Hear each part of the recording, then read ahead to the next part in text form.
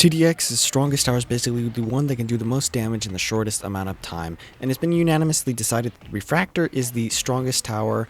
But today we have a contestant. We have the Psycho Slayer going up against Refractor. First, we got to test the top path Refractor against the Psycho Slayer. Obviously, the top path Refractor is not the best, so let's get right into this.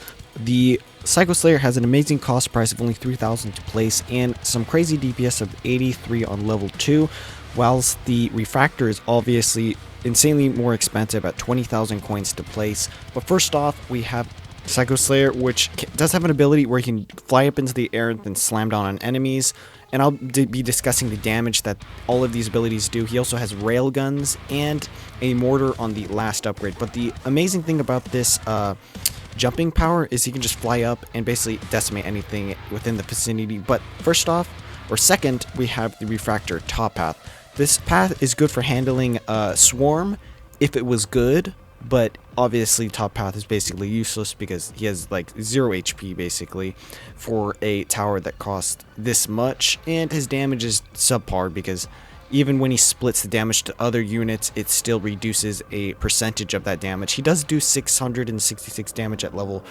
3, while the Psycho Slayer does 300, around 400 at level 4. At level 4, the Refractor top path does a 1,000, around 1,600, and the Psycho Slayer still at level 4 basically matches it with all of the other abilities.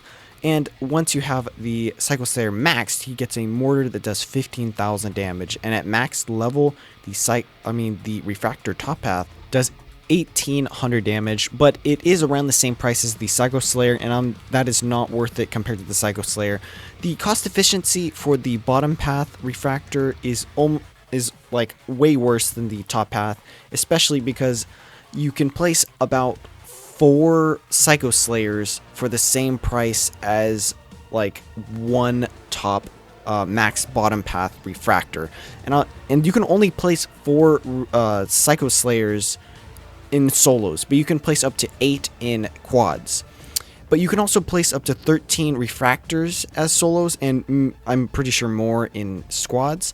But as you can see here, the Psycho Slayer is handling the Eradicators really well, and he's not taking much damage because he has a whopping 60,000 HP, and that puts the Refractor bottom path to shame, because this guy does all of his abilities and barely does any damage. And sure, we do have some healers here, but the Refractor can't do anything without healers or a shield. As you can see, he does his 16,500 damage max bottom path, but he also costs 1.3 to place.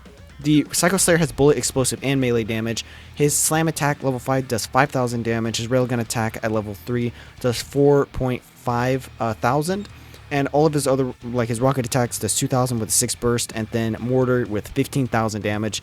And he also has his signature move, which is probably the best, the jump level 2, which does 15,000 damage.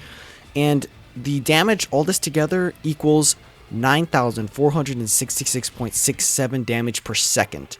That is the average damage for the Psycho Slayer compared to the 16,000, yes, 16,000 damage for the Refractor bottom path, but he costs 1.3 million, and he doesn't have that constantly. You have to wait a very long time for him to get that stat back, which is like around 10 seconds, and his base damage is basically only like 5,000 damage. So in my opinion, the Psycho Slayer is way better than the Refractor bottom and top path. Tell me what you guys think, and definitely do subscribe.